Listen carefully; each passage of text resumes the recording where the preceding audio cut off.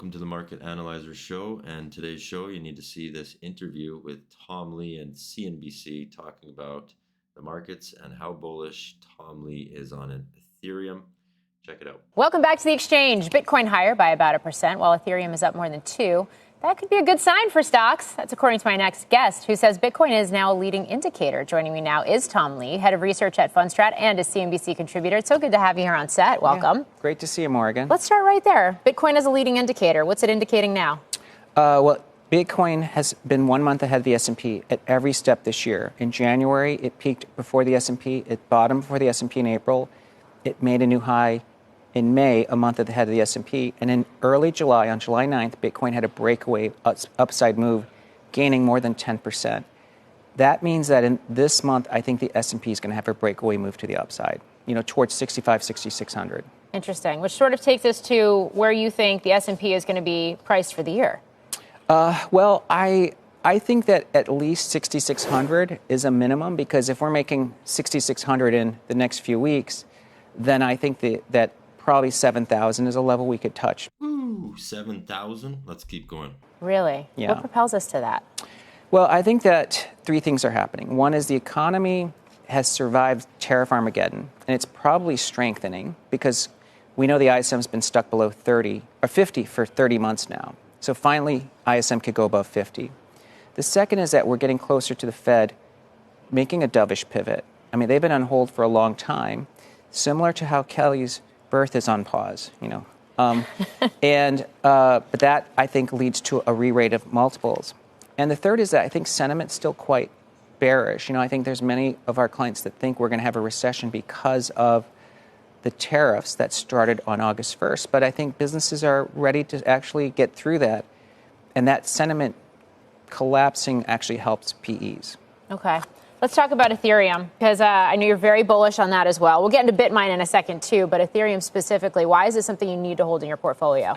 Well, to me, Ethereum's having its Bitcoin 2017 moment again. Let me just show you what a Bitcoin 2017 looks like, from $500 to $600, rising all the way to $20,000. And to give perspective, in 2017, Bitcoin was under 1,000, but that was the year when Wall Street discovered that the narrative of Bitcoin is digital gold, and Bitcoin has gone to 120,000 now, so 120 times increase.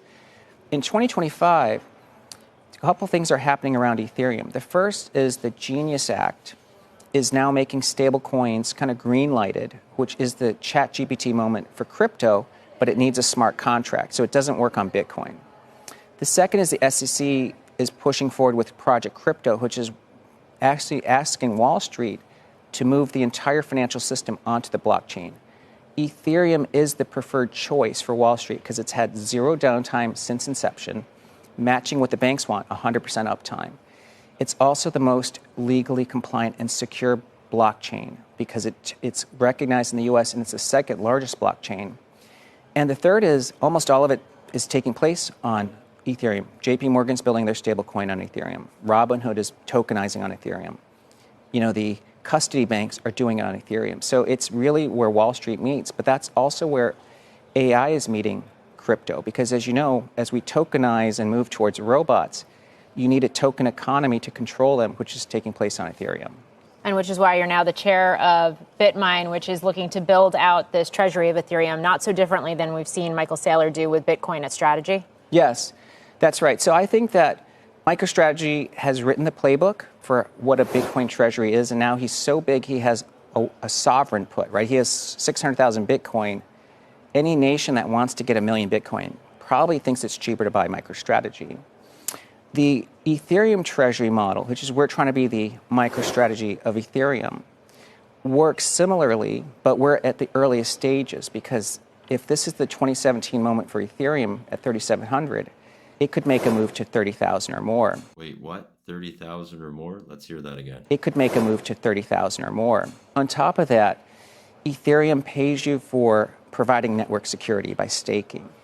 That's a 3% yield. So Bitmine owns over $3 billion worth of Ethereum.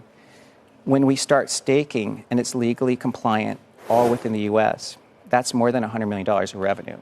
Of net income. So it's a profitable treasury company. And we've been able to grow our holdings of Ethereum from roughly $4 per share in 30 days ago to over $25 today. So it's adding about 80 cents to a dollar worth of ETH every day. Interesting. I mean, when I think about strategy, it is really it's the whale in the Bitcoin market just because they have been buying up so much Bitcoin. So if Bitmine is taking a similar approach to Ethereum, where do you see prices for Ether going? Well, I looked at some research from Sean Farrell, who's our head of digital asset strategy, and he put out a presentation about Ethereum today. So he thinks the ratio of Ethereum to Bitcoin could go back to its 2021 highs, which is about 0.14. That would value Ethereum today at around 16,000, and it's currently 3,700. So he's just saying Bitcoin ratio versus ETH, let's get back to where it was 5 years ago, which makes sense because it's a better story today than it was in 2021, and that gets you, close to 16,000. We have it 16,000 for Ethereum. Thank you for watching. Please do subscribe. Make sure you hit that like button. We'll see you on the next video.